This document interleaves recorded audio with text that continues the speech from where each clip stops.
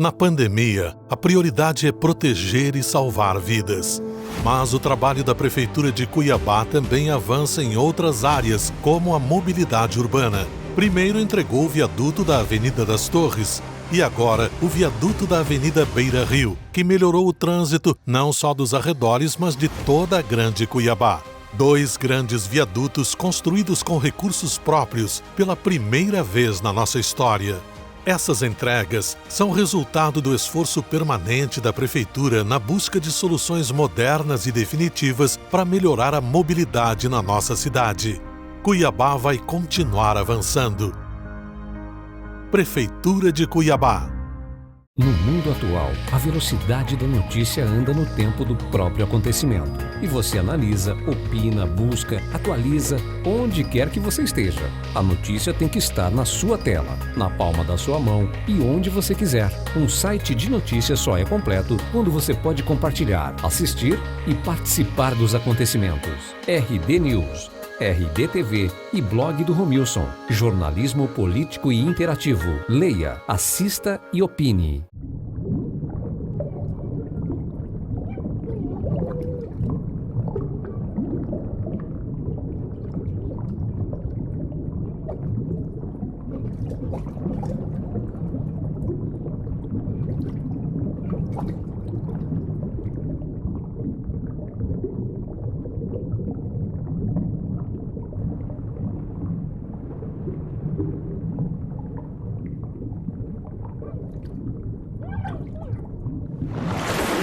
Cada 10 pessoas entubadas por Covid-19, em média, apenas 2 sobrevivem. Não arrisque. Respeite as medidas de prevenção. Prefeitura de Cuiabá.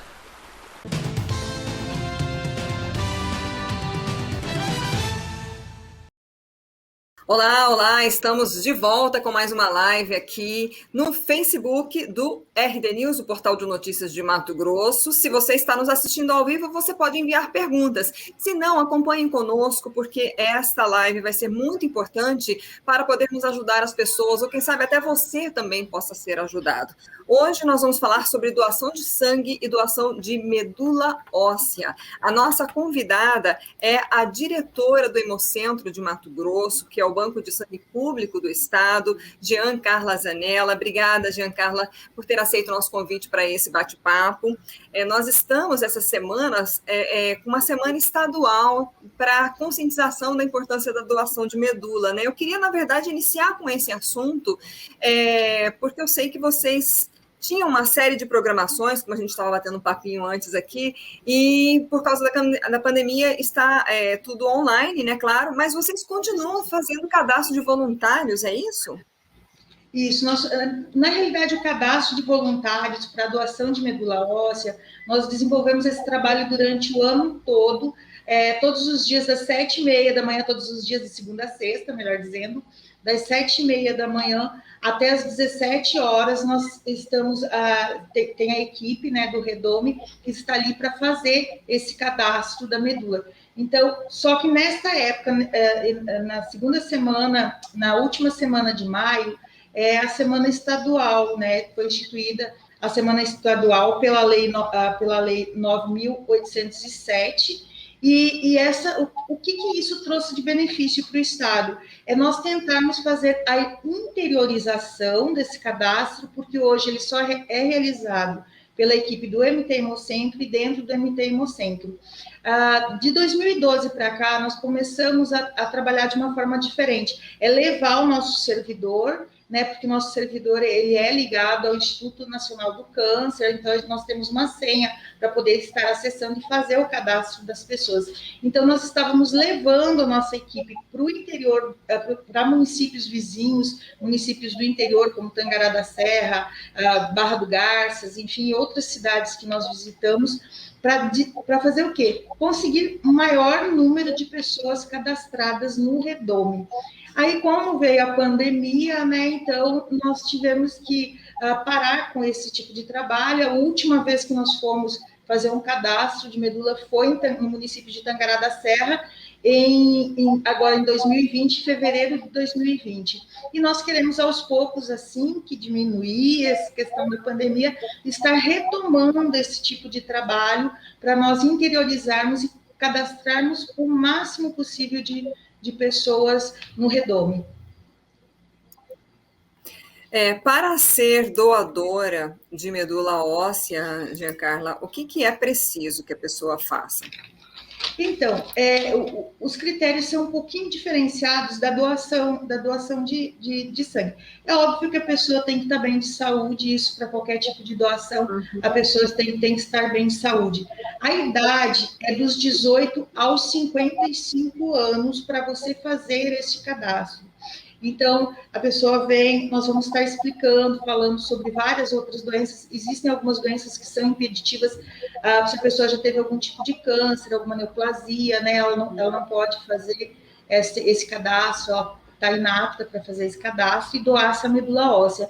Mas se ela estiver bem de saúde, tiver algum problema de saúde que seja particular dela, assim, enfim, ela vai ter que conversar com a nossa equipe mesmo para verificar a possibilidade dela se cadastrar. E é fundamental esse cadastro, porque eu falo assim, o doador de sangue ele é precioso, e o doador de medula óssea, porque ele é um premiado, né? Porque se ele conseguir uma compatibilidade que é tão difícil e tão complicada para se conseguir, então eu falo que ele é um doador premiado, ele é agraciado por Deus mesmo, por conseguir, né, essa compatibilidade tão fundamental para salvar uma vida de fato. Quando você vai doar sangue, né, existe aí, às vezes, também algumas restrições de doenças e você não pode ser doador. No caso, por exemplo, quem teve hepatite, né, um exemplo, né, aí não pode ser doador de sangue, mas pode ser doador de medula? Não pode também. As doenças que são, transmitidas através do sangue também são impeditivos para a pessoa fazer esse cadastro da medula, tipo, como HIV, hepatite B, hepatite C, HTLV, são impeditivos também para a pessoa fazer o cadastro da medula óssea.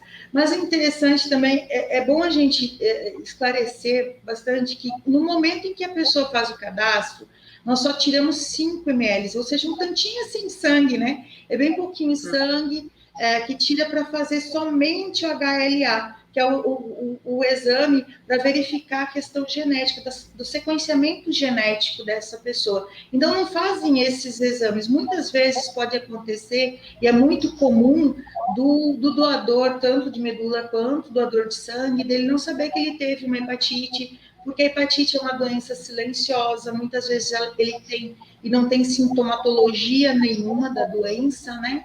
Então, ele vai descobrir no momento em que vem fazer faz a coleta, né, para doação de sangue, e no caso da medula, é somente no segundo, porque, como eu falei, a medula, para você fazer a doação de medula, são 3 passos. O primeiro passo é fazer o cadastro e fazer a coleta desse exame, o exame de HLA. O segundo passo é quando deu a compatibilidade, cruzou lá o cadastro da pessoa que está no Redome, o doador voluntário, né, que está no Redome, com o REREME, que é o cadastro dos pacientes que necessitam do transplante de medula óssea. Então, deu compatibilidade, aí que vão ser coletados outros exames para complementar a questão genética, né? Fazer toda a parte de fenótipos dessa pessoa e também fazer os outros exames, que são exames de sangue específicos, que podem ser impeditivos da doação da medula óssea. Hoje, Mato Grosso não faz transplante de medula. Como é que está essa realidade no estado e no país, Giancarla? Na realidade, assim, conversando com os outros hemocentros, que são somente os hemocentros no Brasil que fazem esse cadastro, né? E algumas centrais de transplante também, mas são poucas, a grande maioria são os hemocentros que fazem esse trabalho. todos eles sentiram uma grande dificuldade, diminuiu muito o número de pessoas se cadastrando, e também em função da própria pandemia e da fragilidade, né, desse paciente que necessita desse transplante. Ele é um paciente que está imunossuprimido normalmente, então ele está mais suscetível a entrar em contato com o coronavírus, de repente ter uma reação mais grave e até, infelizmente, ir a óbito, né?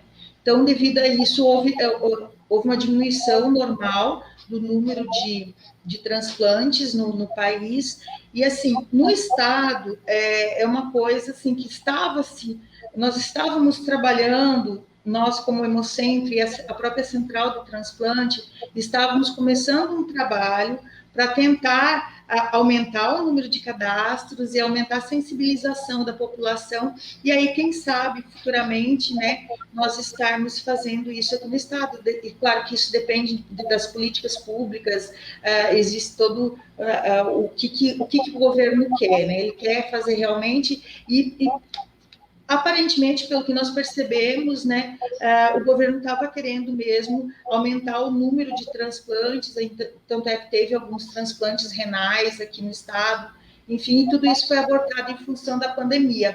Então, penso que vai haver, sim, vai haver um crescimento e vai haver possibilidade de fazer esse transplante hoje aqui no estado do Mato Grosso.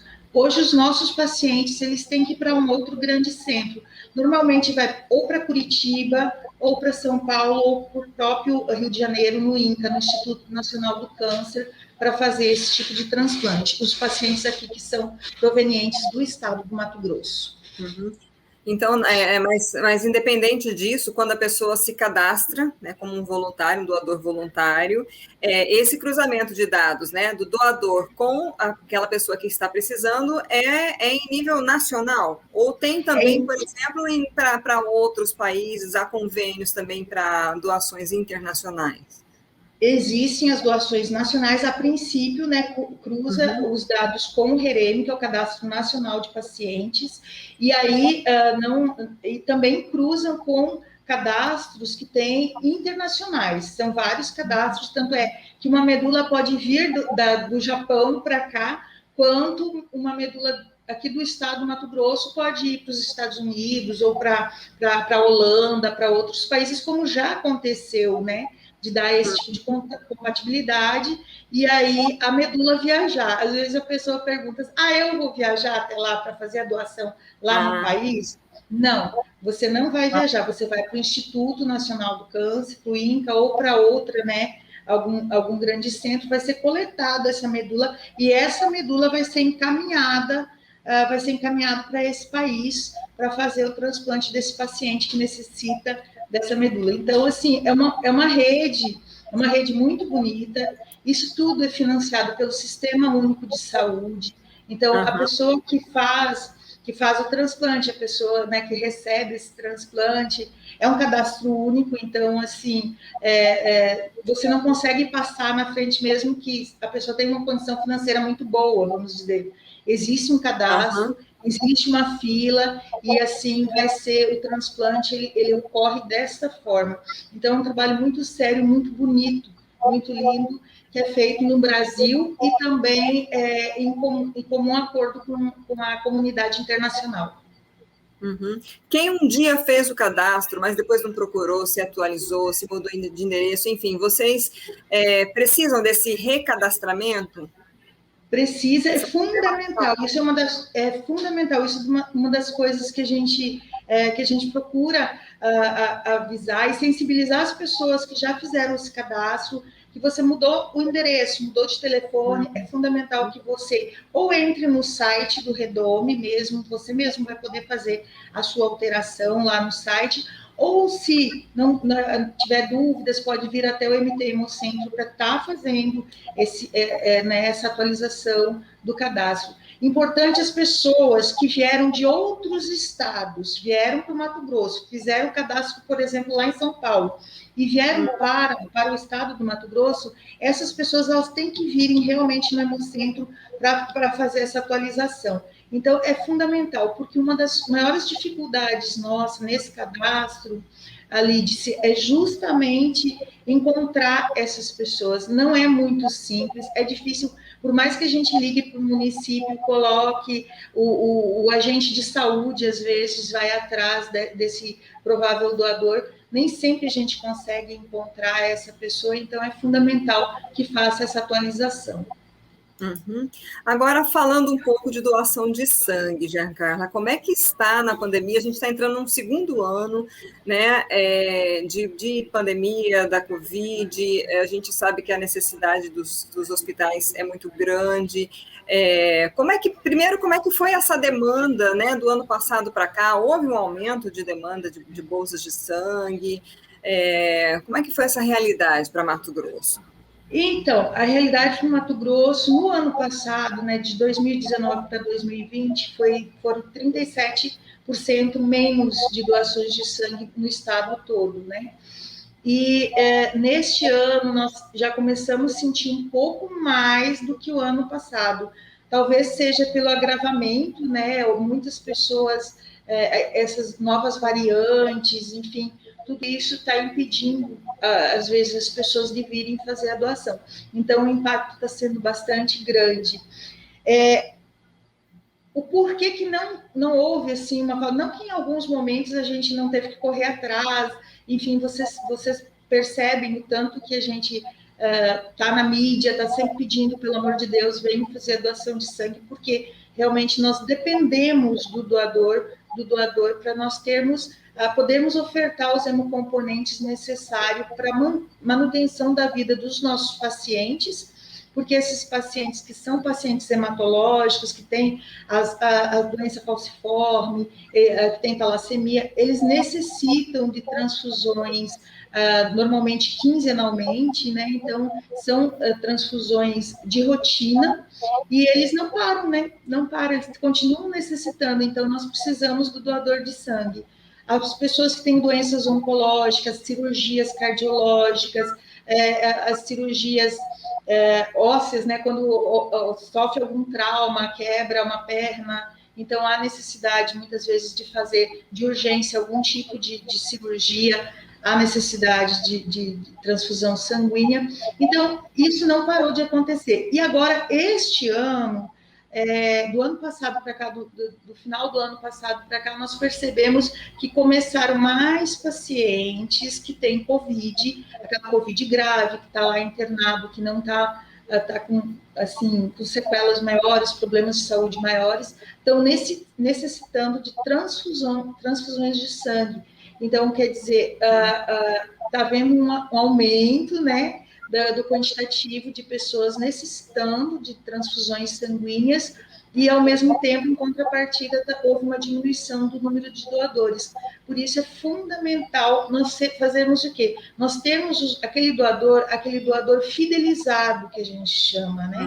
Aquele doador que vem, no mínimo, 2 vezes ao ano, ao banco de sangue público, fazer a sua doação de sangue, porque os homens eles podem fazer a doação 4 vezes ao ano, e as mulheres podem fazer a doação 3 vezes ao ano. Então, seria interessante que pelo menos viessem 2 vezes, porque aí nós não passaríamos por tantas dificuldades, né? E é uma dificuldade, assim, que não é só o estado do Mato Grosso,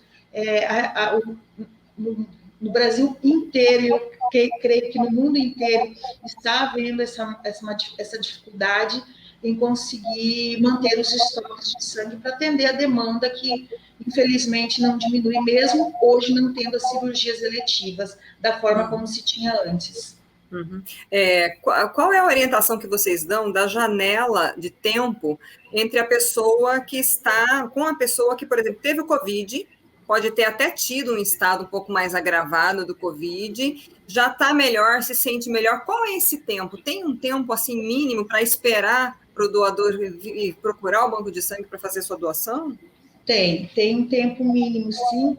No caso da Covid leve, 30 dias após cessar totalmente sintomas. Eu tive Covid, fiquei dentro da minha casa, não precisei internar, 30 dias após cessar todo e qualquer sintoma. Eu tive uma Covid, que eu tive que ficar no hospital, mas em hipótese alguma, fiquei entubado, coisa assim, mas eu tive que ficar no hospital, no mínimo 90 dias, né? E aí vai sendo avaliado conforme a gravidade de cada paciente. Cada doador, no caso estamos falando do doador que teve a doença, né? Cada doador, ele tem um perfil. Cada organismo reage de uma forma, então vai ser avaliado, vão ter os critérios do profissional médico, do enfermeiro também, que está ali fazendo essa doação, que está acompanhando essa doação, né? Ele vai estar verificando a probabilidade se essa pessoa pode fazer a doação ou se ela vai ter que aguardar um tempinho mais para daí fazer a doação de sangue. Mas varia muito, assim, 30 dias depois da cessar, 90 dias e aí 6 meses também.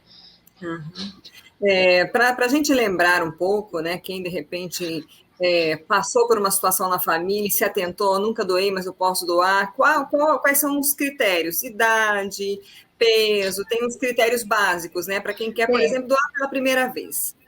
Quem quer doar pela primeira vez? Documentos pessoais, né, com foto, tem que vir, não esqueçam de trazer, tem que ter mais de 50 quilos, tem que vir sempre alimentado, nunca vem em jejum fazer a doação de sangue. Se vier após o horário do almoço, deve esperar aguardar 2 horas para fazer essa doação.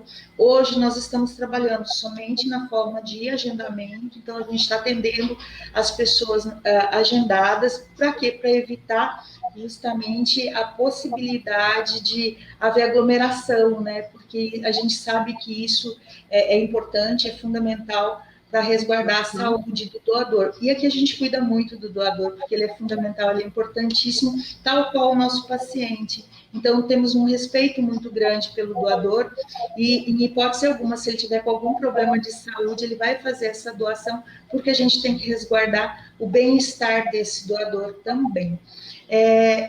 Além disso, tem que ter dormido bem, né, na noite anterior. Um outro critério, eu ingeri bebida alcoólica, quanto tempo depois eu posso fazer essa doação? 12 horas após a ingestão de bebida alcoólica, pode estar fazendo essa doação. Com relação à vacina, né, a vacina da Covid, que graças a Deus, assim, está aumentando o número de pessoas vacinadas no nosso estado, né, estão vindo mais vacinas para cá, né, e aí está aumentando o número de pessoas. Existe um período de inaptidão para qualquer tipo de vacina, inclusive para a vacina da gripe, agora a influenza, que as pessoas estão fazendo, além da vacina para a Covid, existe um período de tempo de inaptidão. Então, no caso da vacina da Coronavac, são 48 horas após você tomar a vacina, tem que aguardar 48 horas para só então fazer essa doação de sangue.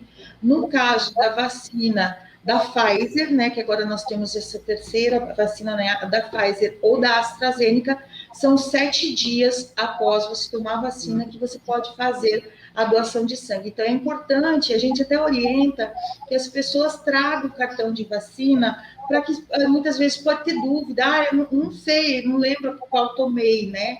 Então, pode ter essa dúvida, sim. Então, se trouxer o cartão, fica bem tranquilo para que passe na triagem de forma correta. E isso independente de ser entre a primeira e a segunda dose. De repente, independente a primeira dose, a segunda depois da então... eu tomei a primeira, aguardo, vamos supor que eu tenha tomado a AstraZeneca.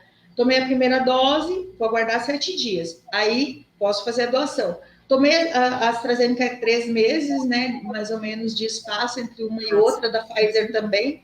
Então, parece-me que é 3 meses também. 12 semanas a da Pfizer, 3 meses. Aí você, para fazer a segunda dose, aí você vai fazer a segunda dose, vai aguardar de novo, 7 dias para só após fazer a doação de sangue. Então, é isso que nós orientamos. Orientamos sempre trazer, é interessante trazer o cartão, que fica mais simples para todo mundo. E no caso, se tomar da influenza, né, a da gripe é 48 horas, tá? A da gripe é 48 horas também. Então, qualquer vacina, na verdade, é bom verificar essa janela, né? É bom verificar. Aí. E assim, se tomar, pegar a vacina e trazer o cartãozinho, que daí o próprio triagista ele vai saber, você tem que aguardar tanto tempo. A grande maioria são 48 horas, né? 48 horas ou 7 dias, a grande maioria das vacinas hoje. E quem está nos assistindo, gente, o pessoal do Hemocentro é fantástico, né? Eu tenho lá em casa 2 doadores regulares, eu não posso, descobri também aí pelo Hemocentro que eu tive hepatite não sei quando e, infelizmente, né, não posso ser doadora de sangue, e hoje, sabendo que eu também não sabia que é de medula óssea, não poderia, então até você vê que a gente sempre está aprendendo, né? Então, assim, Giancarla, alguma questão que a gente não abordou, que você gostaria de reforçar aqui para a gente encerrar, ou contatos do Hemocentro, quem quiser fazer agendamento, quem quiser tirar mais dúvidas sobre a questão de ser um voluntário de medula óssea. Bom, com relação no teu caso, né, Lidy, você não pode fazer a doação de sangue, mas você é uma excelente captadora. Então, você não pode fazer, mas você nos auxilia, né, divulgando para que as pessoas venham fazer a doação de sangue, né? Então, isso é fundamental, é bastante importante, que às vezes eu não posso, mas eu tenho amigos, outras pessoas da família que podem fazer, e aí eu posso incentivar eles a fazer essa doação. Inclusive, um adendo, até interrompendo um pouquinho agora, mas assim, o meu filho do meio, ele com 16 anos ele quis doar. E aí eu fui com ele, porque aí, inclusive, é até interessante, a pessoa que tem 16 anos já pode, mas tem que ser com responsável, né? Então eu fui, fiz questão de ir, foi muito, muito bonito ver esse gesto, que foi algo que partiu dele, e claro, acho que de tanto eles ouvirem e virem, né, o pai doando, ele já quis logo fazer a parte dele, né? Até por sinal, eu falei a idade. Muito obrigada, Lídice, porque eu não havia comentado da doação de sangue e a idade. A idade é dos 16 até os 17 anos, tem que vir sim acompanhado do pai e da mãe ou de outro representante, né, legal, e pode fazer a doação até dos 18, no caso não precisa vir com o pai e com a mãe, até os 69 anos de idade. Assim, 24 horas antes de fazer 70, você ainda pode estar fazendo a doação. Então, esse o período de tempo para as pessoas fazerem a doação de sangue. Então, dá para doar muitas vezes durante a vida, né? A pessoa que tiver interesse em fazer essa doação. Como eu falei, nós estamos trabalhando de forma agendada. Para a medula óssea, não precisa fazer o agendamento, porque como a procura ainda é menor, né, das pessoas, então não há necessidade de fazer o agendamento. O horário do Hemocentro é das 7h30 da manhã, que a gente atende, até as 17h30. Não temos intervalo de horário no horário de almoço, tá? Agora, nós temos 3 formas de fazer o agendamento, pelos telefones 3623-0044, ramal 221 ou 222. Também nós temos o WhatsApp, né? O WhatsApp do Hemocentro, que você pode estar pegando e fazendo esse agendamento. E também nós temos o nosso sistema digital, né? Que facilitou bastante para as pessoas, que qualquer celular, tablet, enfim, pode estar fazendo esse agendamento. O mthemocentro.saude.mt.gov.br. Então, quem tiver interesse em fazer essa doação, pode estar entrando ou por esse sistema digital que eu falei agora, pelo telefone do Hemocentro 36230044 e o WhatsApp 984330624. Então, a gente está procurando facilitar mais a acessibilidade das pessoas para elas poderem agendar e fazer a sua doação de forma segura. Repete o WhatsApp, por favor, para a gente. Vou até anotar já aqui também. É 65, né? Quem está no estado. É 65, isso. 984330624. 0624. Ok. Mais alguma coisa? Penso que o recado é esse, que nós precisamos sim. E assim, já que os dias nós vamos ter, né, comemoração do Dia Mundial, né, do doador de sangue, e já de antemão eu agradeço muito a todos os doadores que fazem com que esse serviço tão bonito, esse doar vidas, realmente chegue à população que tanto precisa, e também aos doadores de medula óssea, né, que se candidatam e estão disponíveis para fazer essa doação quando houver necessidade. O nosso estado é riquíssimo, né? A miscigenação é muito grande, então a probabilidade de encontrarmos uma compatibilidade é um pouquinho maior, tanto é que esse ano uma coisa bastante interessante que a gente percebeu, nós no mês de janeiro tínhamos 8 pessoas do estado que deu compatível com alguém, ou no Brasil, ou internacional, eu não sei dizer agora para você, e agora, até agora, nós temos 22 pessoas que estão com uma compatibilidade, né, uma primeira compatibilidade no primeiro passo, e aí vai para o segundo passo, e daí, quem sabe, o terceiro passo, que é efetivar a doação de medula mesmo, e salvar uma vida, que isso não tem preço, não tem valor mensurável. Fantástico, né? Poder salvar a vida, poder doar um pouco de si.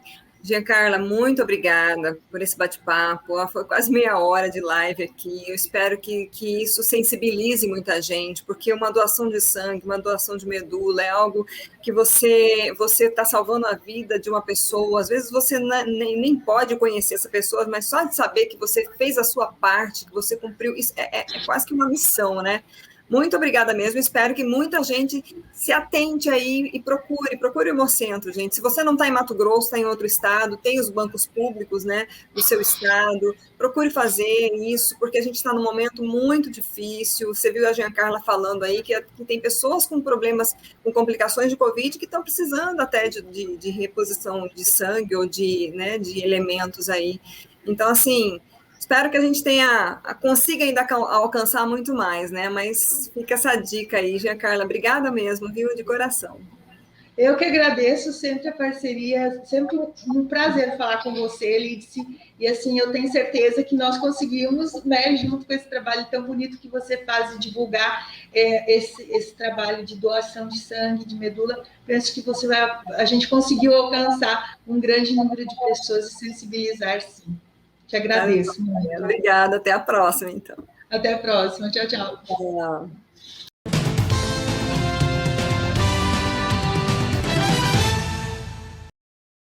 O trabalho da Prefeitura no enfrentamento ao novo coronavírus segue firme em Cuiabá. Além dos novos leitos de UTI e enfermaria, a vacinação avança com a descentralização no Centro de Eventos do Pantanal, na Assembleia Legislativa, na UFMT, no SESI Papa e no Sesc Balneário na região sul. E em breve, novos polos serão abertos na cidade.